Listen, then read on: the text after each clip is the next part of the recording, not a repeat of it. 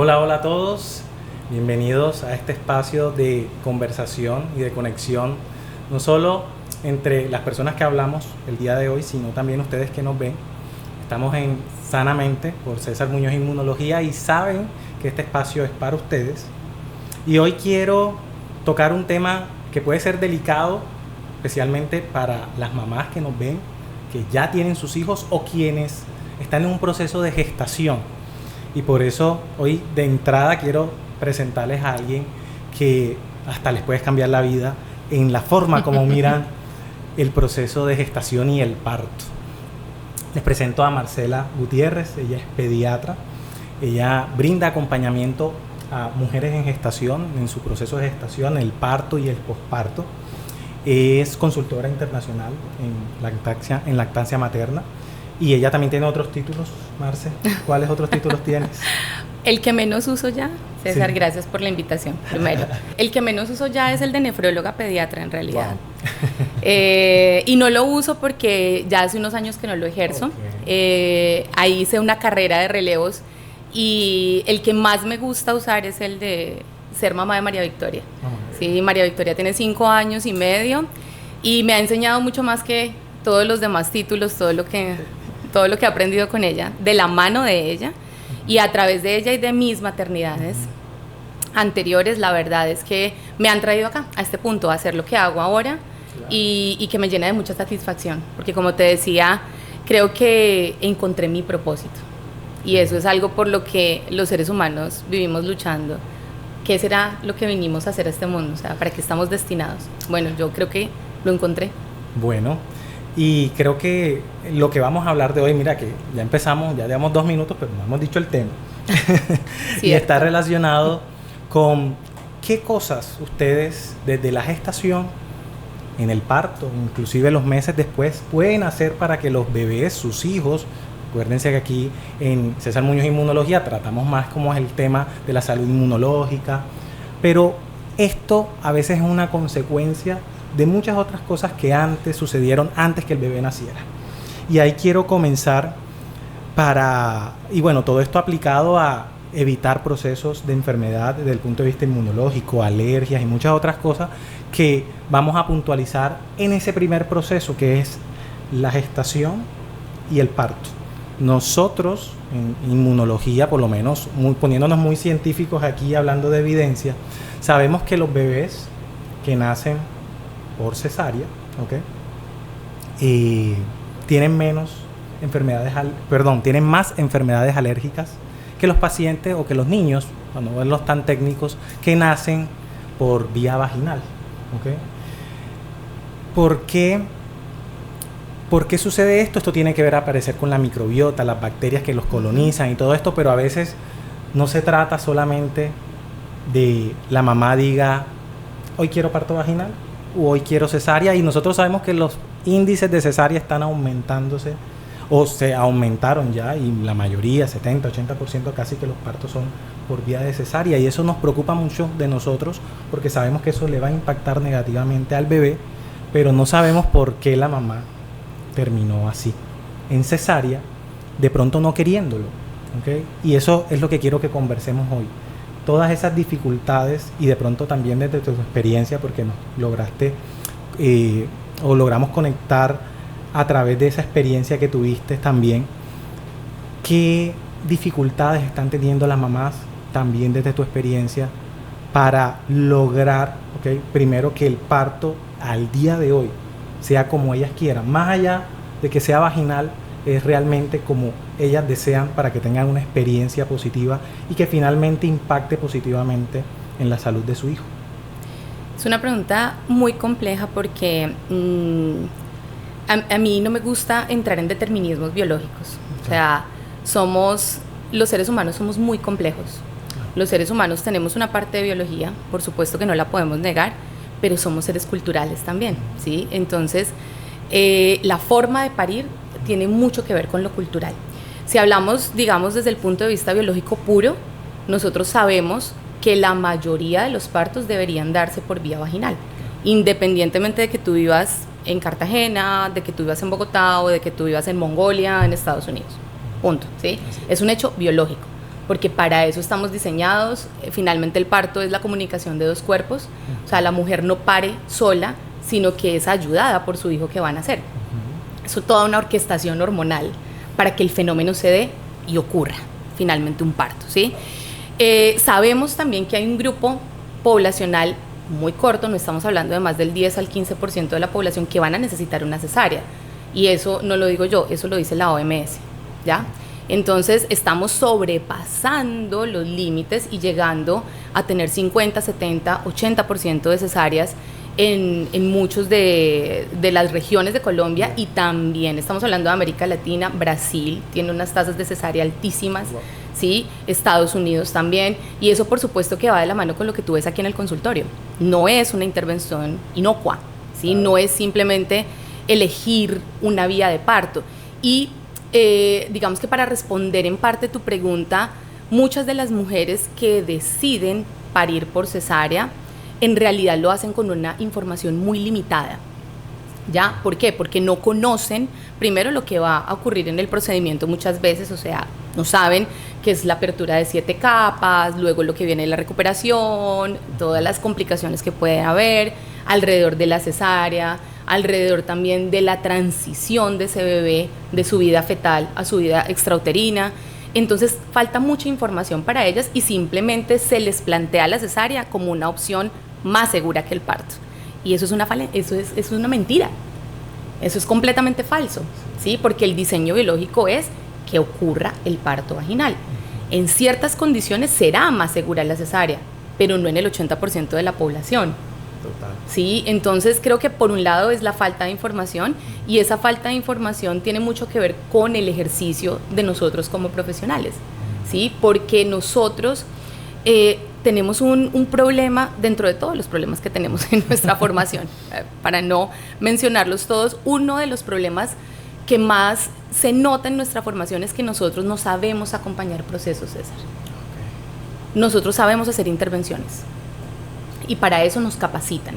O sea, nosotros no somos capaces de cruzar las manos y ver qué hace la naturaleza, ver qué hace la fisiología, ver cómo ocurre el parto en 2, 3 o 4 días, porque nosotros necesitamos que esa mujer salga rápido, vaya para su casa, desocupe la cama, taca, taca, pum, pum, ¿sí? Entonces nosotros no entendemos que los cuerpos necesitan procesos para parir, para amamantar, para crecer. Y como no nos enseñan a ser observadores conscientes de esos procesos, entonces tratamos de encajarlos en estudios, en números. A nosotros nos fascina medir todo, nos encanta, o sea, hacen un estudio, ¿qué es eso? Todo el mundo se alegró, ¿sí? Es un éxtasis total, pero no todo es así. Total. ¿Sí? Conocemos promedios, conocemos algunas poblaciones, pero eso no se aplica para todas, ¿sí? Entonces no estamos acostumbrados a observar fisiología, estamos acostumbrados a hacer intervenciones, y por esa razón esas intervenciones, que muchas de ellas son innecesarias en el parto, claramente, como por ejemplo la ruptura de membranas artificial, como por ejemplo la colocación de oxitocina de forma sintética, como por ejemplo el monitoreo continuo, que lo que hace es limitar a una mujer a la cama y no ocurre el movimiento, no ocurre el descenso, no ocurre el parto, ¿sí? Una intervención que lleva a otra intervención y luego a otra intervención termina en una cesárea. ¿Ya? Entonces no es muy difícil, digamos, como... No conocen, digamos, no tienen esa suficiente información antes de que llegara ese momento de todo lo que puede suceder y que finalmente se puede utilizar como excusa para una cesárea. Y eso, y estoy totalmente de acuerdo contigo, sale más allá, o es una idea de ese intervencionismo desmedido que tenemos a veces en medicina por tratar de solucionar algo que nosotros creemos que es un problema. Que nosotros creamos. Además, sí, claro, porque si tú la acuestas para hacerle el monitoreo, ¿sí? Y no tienes en cuenta que necesita pararse, moverse, porque el dolor es la guía que la va a llevar, digamos, finalmente al parto, al evento de parir, entonces ya creaste un primer problema, ¿sí? Y luego entonces rompes una membrana de forma artificial, ¿para qué? Okay. No, porque yo necesito saber, ¿qué necesitas saber? Si puedes hacer monitoreos externos. Perfecto. No, yo necesito ver, yo necesito controlar los procesos. Y eso es lo que nos lleva muchas veces a terminar, claro, en cesáreas. Entonces, a veces como que, ay, le salvaste la vida, le solucionaste. Muchas veces era un problema que tú creaste. En realidad es muy difícil decirlo. Y hay que evaluarnos todo el tiempo para saber qué es lo que estamos haciendo. O sea, cómo estamos ejerciendo nuestra medicina, si es una medicina a la defensiva, si es una medicina realmente basada en la evidencia, porque si vamos a decir que es una medicina basada en la evidencia, bueno, pues la OMS ya tiene hace muchos años unas prácticas para una experiencia positiva de parto que dicen: permítele ingresar con un acompañante, permítele comer, permítele tomar líquidos, permítele moverse, ¿sí? Permítele utilizar la posición que ella desea adoptar al momento del pujo. Y ninguna de esas cosas, quizás una, la cumplimos cuando estas mujeres llegan a parir, ¿ya? Y tampoco lo digo yo, lo dice nuestra encuesta de parto y nacimiento, que fue un esfuerzo grandísimo del Movimiento Nacional por la Salud Sexual y Reproductiva, del cual tengo el privilegio de ser miembro. Y esta encuesta, los resultados se presentaron el año pasado, vienen desde 1970 hasta 2023, se hizo una recolección de casi 3.000 partos, en donde las mujeres contaban su experiencia de parto, ¿sí? Y la verdad es que muchas de esas experiencias de parto no eran ni cercanas a lo positivo, ni cercanas a lo deseable. Dolorosísimo, porque un parto es algo que te ocurre una sola vez en la vida. Para quien está de turno y lo atiende, es un parto. Para ti, que vas a parir, es el encuentro con tu hijo. Es algo que nunca más va a volver a pasar. Y en términos inmunológicos, permitir esa vía de parto es permitirle de alguna manera a ese bebé no solamente salud para unos días, unos meses, ¿sí? Sino unos años, e incluso salud a futuro. Estamos hablando de enfermedades crónicas no transmisibles, hasta Alzheimer. Ya lo sabemos en este momento. Entonces, ¿por qué los profesionales no favorecemos, ¿sí?, que una mujer tenga una experiencia de parto positiva y que decida la vía de parto de una forma autónoma, ¿ya?, y con información? Así es. Si no tenemos información, no podemos decidir. Y ese fenómeno de la falta de información asociado al intervencionismo médico, asociado a la simplicidad de un procedimiento, asociado a la información errónea que llega a partir de esa falta de información, porque a veces lo que nosotros no sabemos, no lo inventamos, o sencillamente contamos nuestra experiencia. Y si tú, por falta de información, tuviste una experiencia cercana al parto o del parto negativa, eso lo vas a llevar a todas tus amigas, tu círculo, y eso se va a expandir, porque todo lo negativo sale más rápido que lo positivo en las experiencias, y eso obviamente va a generar como un ambiente de que el parto vaginal, o como decimos coloquialmente, el parto natural, es dolorosísimo, es peligroso, y es mejor que te haga una cesárea electiva, como decimos. Y obviamente cuando cirujano, ginecobstetra y obviamente factores económicos influyen en que obviamente sea más rápido, la cama gire más en el hospital más rápido, se cobre más por el instrumental, por muchas otras cosas, que más allá de eso, porque la idea no es satanizar la cesárea como tal, porque cuando se necesita, pero realmente como una mala experiencia de pronto impacta más que las experiencias positivas que muchas mujeres están teniendo, y que tú, por ejemplo, estás, por decirlo así, forjando en este ambiente acá en Cartagena. Y ahí quería llevar el hilo de esta conversación a que nos contaras desde la gestación, antes del parto y en el momento del parto, qué estás haciendo y qué es lo novedoso. Bueno, novedoso realmente en términos de quién lo está haciendo, porque si nosotros nos ponemos a pensar en nuestra ciudad, hay pocos pediatras que están acompañando a las mamás en su proceso de gestación a sentirse, uno, que están haciendo algo que es su propósito, o que sientan una felicidad, por decirlo así, estable durante todo su proceso y que la lleve a un final de gestación, digamos, satisfactorio para ellas. Y ese rol que estás haciendo de acompañar, no es de dictaminar de qué es lo correcto, lo positivo o lo negativo, sino de acompañar a las mujeres gestantes, es algo admirable. y me gustaría que me contaras tu experiencia con respecto a ese rol. ¿Qué te has encontrado en las mamás y desde tu propia experiencia que está determinando que se vayan todas, como la mayoría, cesárea y con una experiencia de parto negativa? Bueno, mi maternidad no empezó con María Victoria. En realidad el camino de mi maternidad fue un poco más complicado. Antes de ella tuve dos pérdidas gestacionales.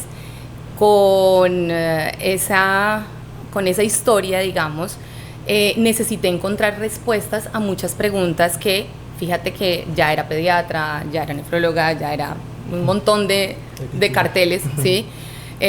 Una hoja de vida bastante prominente, pero yo decía, hay muchas cosas que no puedo entender. Eso me llevó, digamos, como a tratar de estudiar y ver otros caminos, tratar como de entender esos procesos femeninos que son tan importantes y tan abandonados en general, pero además me hizo darme cuenta de cuál es la realidad, y es que las mujeres en general estamos muy solas en esos procesos, o sea, en todo lo que tiene que ver con la maternidad, en la menopausia, y por supuesto si estamos hablando de una pérdida gestacional, es una de las pérdidas más invisibles para la sociedad. O sea, tú no puedes duelar un hijo que para muchas personas no existió, porque nunca salió de tu vientre con vida. Entonces esta mujer está un poco desquiciada, ¿sí? Claro. Pero es que no entienden que la percepción, además de la maternidad, es un evento casi que tiene una prehistoria, lo llamamos nosotros en salud mental perinatal, y es que desde que tú empiezas a imaginarte en tu cabeza o en tu familia, a acoger la idea de un hijo, el hijo ya existe, ¿sí? Es un tema de psicología. Entonces, con esa historia, con esa situación de encontrarme con profesionales tipo, ¿por qué estás llorando? Pero si lo puedes volver a intentar, pero si no eran tantas semanas, yo dije, no, o sea, no, estamos haciendo las cosas mal, estamos siendo realmente violentos, estamos minimizando las experiencias de las personas, de las mujeres, estamos dañando. O sea, se supone que primero no debemos hacer daño, dice Hipócrates. Bueno, pues nosotros estamos dañando, ¿sí? Y lo digo muchas veces, ni siquiera con conocimiento, porque era parte de lo que yo te contaba detrás de cámaras, y es que nos acostumbramos a la violencia, naturalizamos las prácticas violentas, porque incluso nosotros en la facultad fuimos criados, educados con violencia, ¿sí? Entonces, por supuesto, salimos y hacemos exactamente lo mismo. Entonces, lo que yo hago con esa historia que tengo es pensar, no quiero que ninguna mujer tenga que atravesar un proceso así sola, ¿ya? Y eso me lleva a unirme en red con otra pediatra y con una psiquiatra, y nosotras facilitamos grupos de apoyo en Cartagena de Indias de forma presencial, tanto para mujeres gestantes como para mujeres en su primer año de posparto, y con la intención de que entre ellas construyan una tribu y se cuenten sus experiencias, ¿sí? Y podamos ahí también encontrar incluso enfermedad mental, ¿ya? Porque no hablamos de lo importante que es la enfermedad mental en el posparto, y 1 de cada 5 mujeres tienen trastornos mentales en el posparto. Y eso no solamente impacta la vida de ellas, sino impacta la vida y la salud mental de sus hijos y la salud de la población también. Entonces, ese es el trabajo que yo hago. Soy dula, y como dula acompaño estos procesos en las mujeres desde que están embarazadas, incluso hasta duelos, pero ya mi preferencia es ir al posparto, porque siento que en el posparto quedamos como en un vacío enorme, y que los pediatras no estamos acostumbrados a mirar a las mujeres a los ojos, a las mujeres madres, y preguntarles cómo se sienten, ¿sí? Y si nosotros no cuidamos a quien cuida, estamos descuidando también a ese bebé, ¿ya? Entonces, ahí también es una invitación para mis colegas a decirles, la Academia Americana de Pediatría ya dice que tenemos que tamizar a las mujeres en su primer año posparto para enfermedad mental, y para eso ya existe la escala de Edimburgo, que son apenas 10 preguntas que la mujer se puede autoaplicar en la consulta, y ella misma, si yo encuentro algo ahí que me haga tambalear, digo, hey, esta mujer tiene que derivarse porque necesita algo más. Y este contexto que nos hablas, y esta labor tan, por decir, más que decir bonita, es tan pertinente, porque es algo de lo que nadie habla, y es de las experiencias que tiene la mujer durante el proceso de gestación, parto y posparto, y todos esos sentimientos parecieran que tuviesen que estar encerrados y no liberados porque son un tabú. un tabú para la familia, un tabú para su esposo, un tabú para el propio hijo, porque no te puede ver débil. Tienes que ser la mujer perfecta, tienes que ser la mujer sana, tienes que ser la mujer que lacta de una manera progresiva e ininterrumpida, pero al mismo tiempo tienes que trabajar, tienes que ser... ir al gimnasio, claro, estar en forma otra vez, volver a trabajar, volver a ser atractiva, sí, para tu pareja, muchas otras cosas que yo digo, wow, cómo después de tantos cambios en su cuerpo, en la parte biológica, tienes que adaptar tu mente y ser sana. Y a veces nadie habla del proceso. Acompañamos o intervenimos enfermedades, pero no acompañamos mucho antes para que eso definitivamente no suceda. Y esa labor que tú estás haciendo o estás creando esa tribu genera pues un impacto que eso ojalá se reproduzca mucho. Y ahí llevo a ese segundo factor que desde el punto de vista inmunológico sé que también va a afectar a los bebés, porque al final no es solamente, y si bien el enfoque que estamos haciendo es cómo podemos promover prácticas más sanas para que los hijos sean más sanos desde el punto de vista inmunológico, pero llevados a la realidad de la mujer, ¿okay? Y la lactancia materna es uno de esos factores. Se habla muy bonito, la lactancia es para el bebé, la lactancia es para el niño, pero nunca se habla de cómo podemos hacer de que la mamá lo mantenga y todos los fenómenos desde el punto de vista de salud mental que suceden, que hacen que una mamá decida terminar la lactancia materna o que decida no iniciarla. ¿Cuáles han sido tus experiencias alrededor del posparto, que es de pronto un área que te gusta mucho, que pueden afectar de manera, por decirlo así, satélite, como por ahí al lado, el tema de la lactancia y finalmente disminuir, por decirlo así, el beneficio que van a tener sus hijos? En realidad yo siempre les digo, para mantener una lactancia, bueno, para iniciar y para mantener una lactancia se necesitan dos cosas. Por un lado está la información y por otro lado está el sostén. Una no puede ir sin la otra, ¿sí? Y por eso la invitación es para las personas, para las mujeres que deseen amamantar, porque el amamantar tiene que ser también un deseo, ¿ya? Tú le vas a entregar tu cuerpo a otra persona para que esa persona se nutra de ti, ¿sí? Tiene que partir del deseo.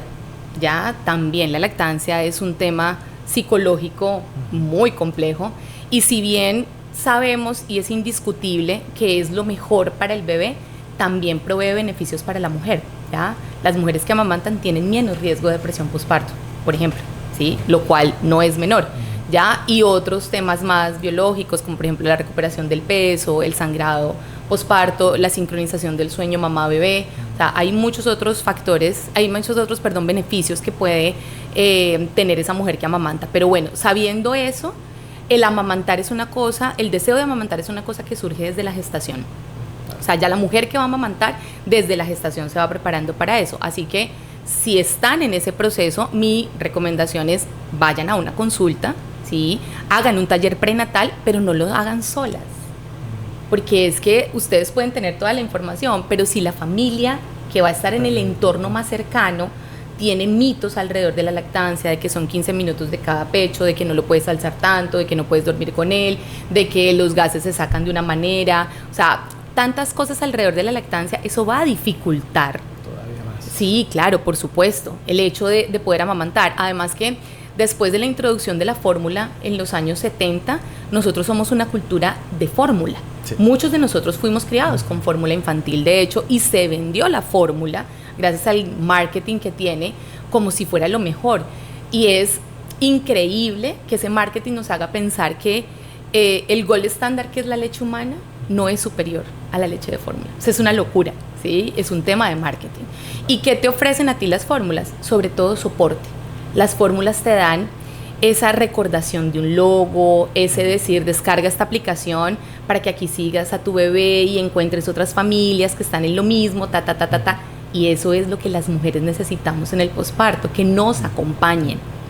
Entonces por eso la fórmula se vende también como se vende, claro. ¿Ves? Porque nos ofrece lo que estamos necesitando y es ser cuidadas, ¿sí? Y tener referentes de maternidad. Entonces, frente a la lactancia hagan una preparación para que todas esas ideas que hay alrededor ustedes puedan desmenuzarlas, pero también para que se haga una revisión del pecho. Hay unas condiciones que van a dificultar la lactancia y eso hay que saberlo, ¿sí? Hasta el 5 al 10% de las mujeres pueden presentar hipogalácteas relacionadas con temas hormonales o con temas anatómicos, ¿sí? Entonces también hay una población que de pronto no va a poder tener una lactancia exclusiva, pero sí mixta, y necesitan apoyo para eso. Y lleven a su familia para desmitificar todas esas cosas, ¿sí?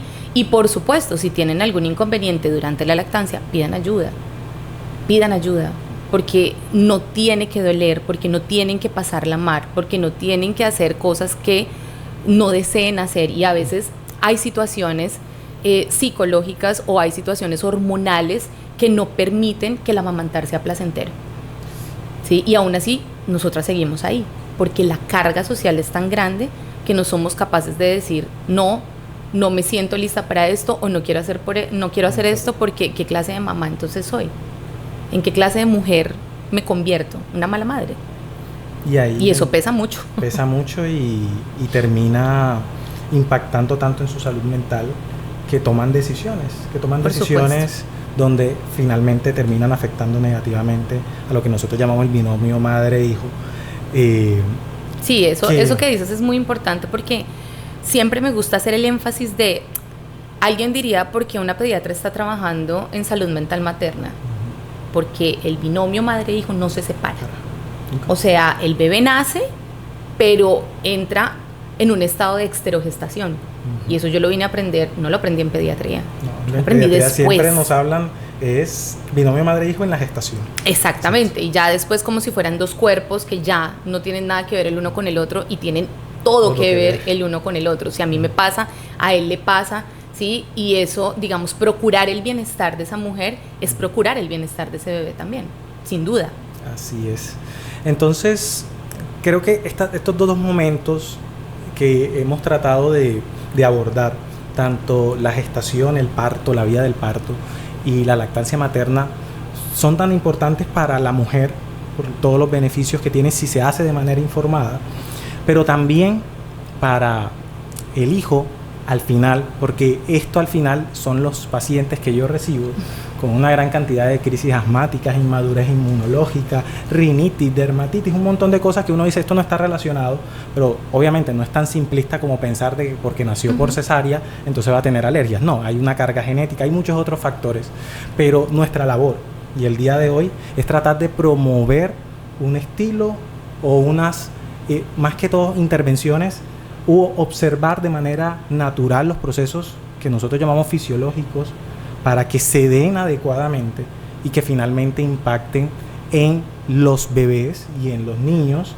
Pues yo lo veo desde mi perspectiva, pero yo sé que hoy he aprendido lo importante que también de todas esas decisiones, cómo impactan en la mujer, especialmente en la gestación y durante el parto y el posparto. Así que el día de hoy quisimos traerle pues esta información a manera de datos para que se motiven a recibir ese acompañamiento, porque ustedes pueden estar en sus casas asustadas con la noticia de que van a tener un hijo, pero listo, más allá de la felicidad del padre, de la familia, de los abuelos, de los tíos, está toda la expectativa que esas personas ponen sobre ti, pero la expectativa que tú tienes sobre ti misma es mucho más importante que las de los externos. Y yo creo que ahí es donde en el miedo nos paralizamos y dejamos que todo el mundo opine, nos dé información y nosotros tomemos decisiones equivocadas. Por eso quisiera finalizar, Marce, pues dándole un consejo directamente a ellas, ¿vale? Sobre, teniendo en cuenta todo lo que experiencia y lo que nos contaste de tus pérdidas, como mujer, como profesional, como médica que eres, y ahora como persona que acompaña a otras mujeres en ese proceso, ¿cuál crees que sería la mejor decisión de tomar en el momento que te enteraste o que se enteran de que están embarazadas para tener la mejor experiencia de acuerdo a sus propias decisiones y de acuerdo a sus propios sueños o concepción de lo que es la gestación y el parto? ¿Qué crees que le podrías decir a ellas si tuvieses a todas a ellas el día de hoy, quedaron embarazadas? ¿Qué les vas a decir? Qué pregunta tan difícil. Pero creo que estamos en un mundo de mucho ruido, ¿sí? Y las redes sociales hacen ruido, las personas hacen ruido, los consejos, los opinólogos, los expertos, todo el mundo hace ruido, ¿sí? Pero yo creo que es muy importante conectarse con esa voz interior, ¿sí? Con esa guía que tenemos todos, que tenemos todas, ¿sí? Y que si estás en embarazo, te escuches. ¿Cómo quieres vivir tu parto? ¿Cómo desearías conocer a tu bebé?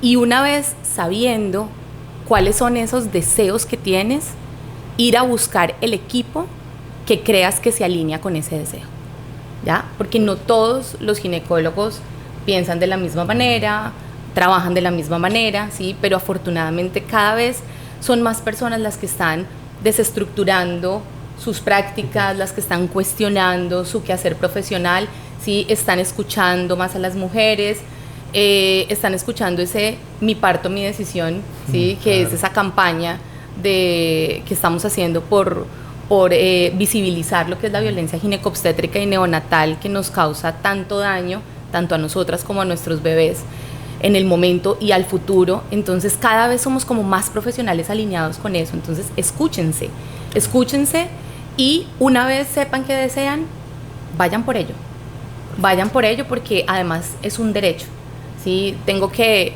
decir en este punto que nosotros ya tenemos una legislación y que tenemos una ley por parto digno, humanizado y respetado, que es la ley 2244 del año 2023. Todas tenemos derecho a elaborar un plan de parto, a que nuestra voz sea escuchada, ¿sí? A que tengamos un acompañamiento profesional respetuoso que nos aterrice esos deseos que tenemos y que tengamos una experiencia de parto positiva, ¿sí? El parto es el punto para la salud mental de ahí en adelante de nosotras y de nuestros bebés. ¿Cómo no vamos a tener derecho a ello? Y tú decías algo con lo que yo también quiero retomar, y es que no solamente estamos hablando de la mamá y el bebé en ese momento, o sea, como un evento único, sino a dónde estamos llevando nosotros nuestra especie, cortando todos los procesos fisiológicos. ¿Qué estamos haciendo si nosotros, después de milenios de perfección, digamos, hormonal, de tanto ensayo y error claro. de la naturaleza para traernos acá a este punto, para haber perfeccionado técnicas tan impecables como es el parto, como es la lactancia, si estamos cortando la oxitocina, si estamos cortando la prolactina, si estamos cortando los vínculos, si estamos cortando la impronta en el momento de que nuestros bebés nacen, ¿qué estamos haciendo como especie? ¿A dónde nos va a llevar esto? Sí, realmente es una información que tiene muchos puntos que tratar y que de pronto hoy, si tú estás en este proceso de gestación, sí. creo que te vas a sentir más confundida que realmente que con todo el tema claro, pero la motivación es que no te quedes quieta. Si tienes dudas, resuélvelas. Y eso es algo con lo que nacemos los seres humanos, desde el punto, y sea hombre, sea mujer, sea... Si hay algo que te está generando la incomodidad de no sabes o la incertidumbre, ayúdate, que hay personas que han pasado por ese proceso, que te pueden acompañar o que saben y lo han estudiado y que pueden hacer y pueden cambiar totalmente esa experiencia que probablemente sea negativa en el futuro, pero que tú puedes hacer algo porque sea positiva. Y a veces no la encontramos en los familiares o en el mismo ginecólogo o obstetra que nos está atendiendo en el momento, sino en otras personas que sí están disponibles, y eso es lo que hoy quiero dar a conocer, que hay un grupo de personas profesionales, excelentes médicos, excelentes especialistas en su área, que acompañan de una manera formidable este proceso y que motivan definitivamente a que sea mucho más, natural, ¿okay? Pero al mismo tiempo positivo, o sea, que sea lo que tú quieres que sea, porque las necesidades van a ser muy personales y tú, la forma como quieres tu parto, la posición, el día, el momento de noche, como tú lo quieras, es como debe lucharse por hacerse. Y no debería lucharse, debería darse de manera natural, pero es un derecho. Así que, Marce, teniendo en cuenta esto que acabo de mencionar, ¿dónde te podemos encontrar? ¿Cuáles son tus redes? ¿Y qué pueden esperar de ese acompañamiento? y que esa mujer gestante que hoy tiene tantas dudas sienta de que definitivamente puede ser una vía para encontrar respuesta a todas esas preguntas que tiene. Bueno, mis redes son en Instagram, Casa de Matrioscas, y Casa de Matrioscas es el nombre de mi proyecto porque primero pues las matrioscas, que son estas muñequitas rusas que una contienen a la otra, es como esa recordación de lo que significa ser una tribu, una conteniendo a la otra, ¿sí? Entonces ese es el nombre justamente por esa idea. Así estoy en mis redes, en Instagram. Tengo un lugar presencial aquí en Cartagena de Indias, en el Centro Médico Boca Grande, pero mucha de la consulta que desarrollo es una consulta domiciliaria. ¿Y esto por qué? Porque me gusta entender las circunstancias de las personas, ¿sí? Me gusta ir y ver cómo viven, dónde viven, qué está pasando, ¿sí? Qué necesitan, acorde también a su espacio físico, ¿no? Me gusta verlas en su espacio. Así que bueno, ¿qué pueden esperar de mi acompañamiento? Acompañamiento desde el embarazo, talleres de preparación para el parto, talleres de preparación para el posparto, porque hacemos planes de parto, hacemos un montón de cosas pensando que el parto es como el deadline, claro. ¿Sí? Y no, en realidad es el punto de partida para lo que viene, que es mucho más empinado. Entonces, preparándolas para eso, preparándolas también para los cambios mentales que pueden o que van a haber, preparando a sus familias, ayudándolas con el tema de lactancia cuando desean amamantar, que es tan importante, y esos primeros años de crianza, el primero, el segundo, el tercero, que son de tantos desafíos, facilito otras herramientas de vinculación parental, como son el porteo ergonómico, que es el uso de los portabebés, una herramienta valiosísima de crianza, masaje infantil y contacto nutritivo, que también es otra herramienta de crianza muy importante, ha mostrado incluso para los bebés pretérmino mayor ganancia de peso cuando hay ese contacto. También, bueno, la lactancia que ya les había comentado, y los grupos de apoyo. Los esperamos en los grupos de apoyo porque los grupos están vivos por la gente que va, claro. ¿Sí? Son ellas quienes alimentan con sus experiencias estos espacios. Bueno, qué bonito que ya se puede hablar de esas experiencias que las mujeres están teniendo, y muchas gracias, Marce, por aceptar pues la invitación, porque definitivamente tenemos que empezar a mostrar información, y es de lo que hablábamos, que esa falta de información, empecemos a cambiar esos paradigmas que hay de cosas que se creen que son una regla y que realmente no lo son, pero en búsqueda de algo más natural, de algo mucho más sano, ¿okay? Más allá de llegar solamente a esperar la enfermedad e intervenirla. Yo creo que esto que tú nos estás mostrando el día de hoy puede cambiar mucho la experiencia que muchas de las mujeres que hoy nos ven pudiesen tener acerca de su gestación, de su parto y de su posparto, ¿okay? Entonces, muchísimas gracias, Marce, te repito, por venir, y espero que pues sigan conectados a todos los capítulos que estamos acá en Sanamente, y vamos a dejar toda la información de Marce en las pantallas para que ustedes puedan seguir en contacto con ella si están interesados en alguno de los servicios o asistir con ella a sus grupos de apoyo. ¿Listo? Gracias a ti por la invitación. Dale, con mucho gusto. Muchísimas gracias a todos. Que tengan feliz día, y esto fue Sanamente.